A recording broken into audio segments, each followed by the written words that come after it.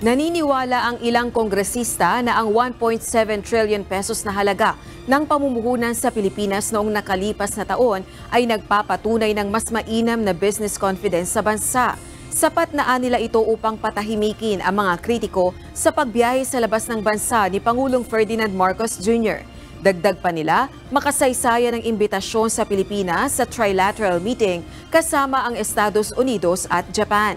Gayun din ang World Economic Forum sa Davos, Switzerland. So that really goes to show how much of an economic superstar the Philippines is becoming in the international community. All of the big businessmen, all the heads of state want to have like one-on-one meetings with our president, with our speaker. So that's how well respected we're becoming.